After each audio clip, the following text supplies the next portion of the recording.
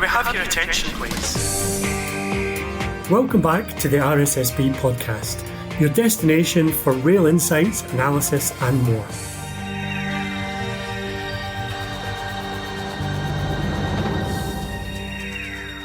Welcome to a new season of the RSSB podcast. We are delighted to be back. And joining us today is RSSB Chief Executive Mark Phillips to go over the launch of our strategic business plan for the next 5 years.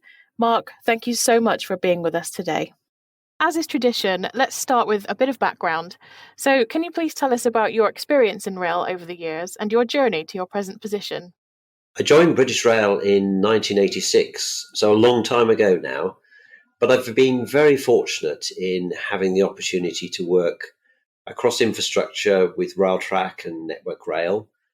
I ran the industry's train and engineering planning organisation for a few years, then ran one of the Network Rail regions, Anglia, and had the opportunity to transfer into one of the train operating companies. And as Deputy Managing Director, was responsible for all of the train operations across East Anglia. I've had the opportunity to lead a bid team to one of the contracts for rail operations. And since 2015, I've been at RSSB and was appointed Chief Executive in 2016. And alongside that, I've also had the opportunity to do non-executive work. I was Deputy Chair of the British Transport Police Authority.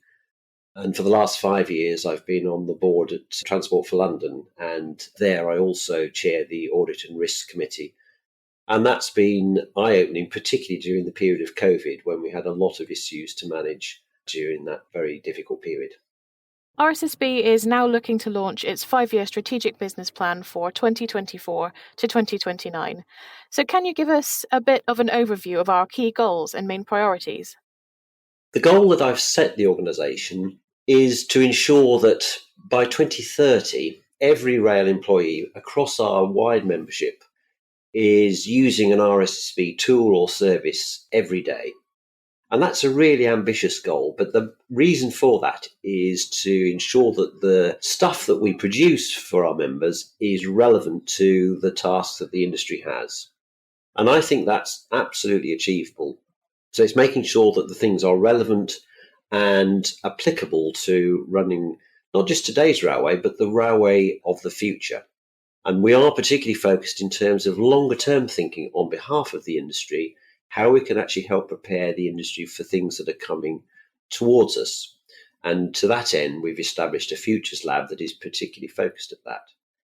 In terms of the general things, I think there are some big shifts that we are helping the industry with. One is around data transformation, digital transformation, because that's going to be so critical to using the data that we collect across the industry and improving performance, operational performance and safety performance, and helping us reduce costs by doing things better and more efficiently.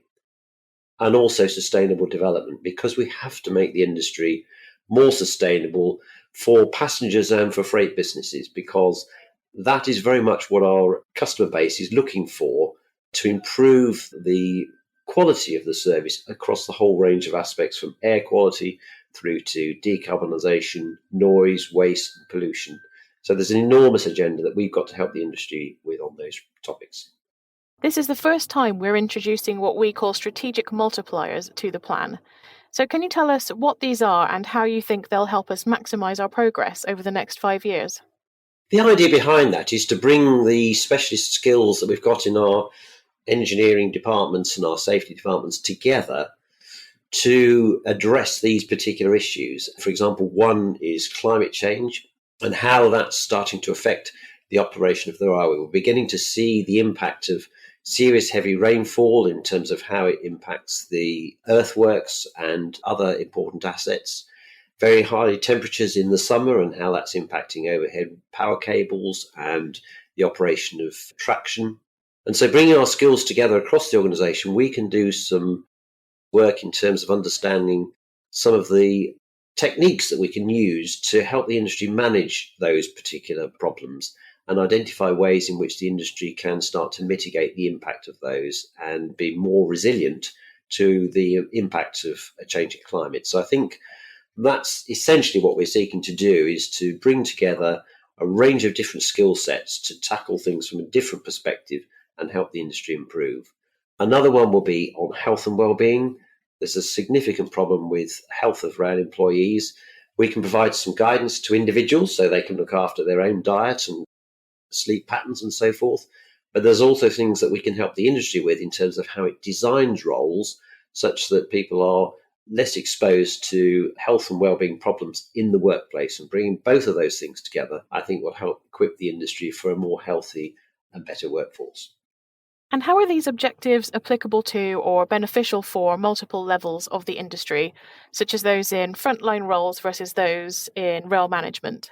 In all aspects, I think the objectives are aligned from frontline roles right through to the boardroom. And I think our role is to provide the right tools across those range of positions that people hold. So there are things that we can deliver that are absolutely applicable to designing a frontline job and how you can improve the way in which tasks are carried out. We can provide guidance to frontline staff to minimise their exposure to risk in the way they carry out their duties, whether it's train driving, signalling, maintenance activities, track walking, right through to how the boardroom actually addresses risk to make sure that it is considering the full range of risks that a business can be exposed to and it's taking appropriate action. One of the things that we've done in the last year or so is to set up an industry risk group with representatives across our membership. And we bring into that discussion some of the latest thinking from the Cabinet Office, some international risk analysis that we identify what are the top issues that companies need to be considering such that they can take the right steps to manage that. So, for example, cyber risk is a huge problem that's affecting so many businesses. And there are examples every day of businesses being hit by attacks. And so we can share some of that intelligence and some of the steps that businesses might take in order to reduce those sorts of risks. It sounds as though exploring new technologies and really making the most of data are increasingly important for rail. Why do you think that is? Rail has probably not benefited from analysis and data as much as many other industry sectors. And I think there is a huge opportunity for us to really start to bring that into how we make decisions. We've not been terribly successful as an industry in collecting data, perhaps in the way that some other industries have. So there is absolutely a huge opportunity to start to expand the way in which we fit remote condition monitoring kit to a whole range of assets and to not just take readings from that, but actually then to start to analyse and look for patterns in the data that perhaps give us different insights to how assets are behaving. And from that, we can then start to plan better when we might do interventions, maintenance, corrections, but also how we can better plan for the whole life cost impacts of an asset and better predict likely outcomes for the future, I think, are now becoming much more available to us, particularly we're just at the advent of applying artificial intelligence. And we really don't yet understand fully how that may bring new opportunities that we've never even envisaged before.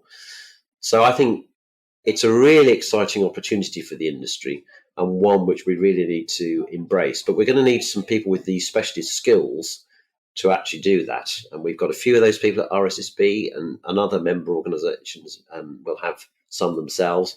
But we need to put those to best effect so that we can really start to understand how the industry is operating better. And that will then enable us to reduce cost, provide a better customer service, and overall raise the quality of the rail product. Thanks, Mark. And of course, we all know how important sustainability is for the sector as well. We've already published the Sustainable Rail Blueprint, and our objective now is to really embed that in rail operations on a much larger scale. So how are we going to drive that change? The next step is very much to work with members on an individual basis to help them develop and apply the Sustainable Rail Blueprint in their particular circumstance.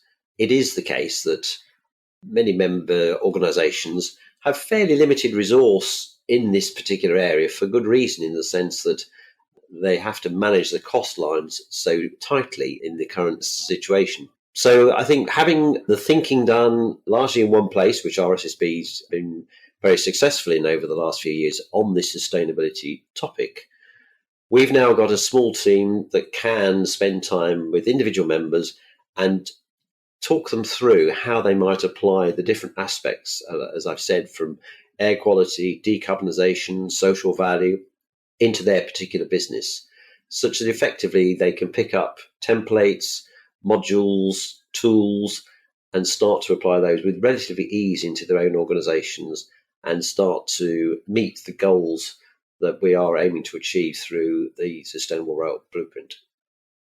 I think our listeners will also be keen to understand what this really means for the sector. So broadly, how do you think our 5-year business plan can help industry continue to drive meaningful change?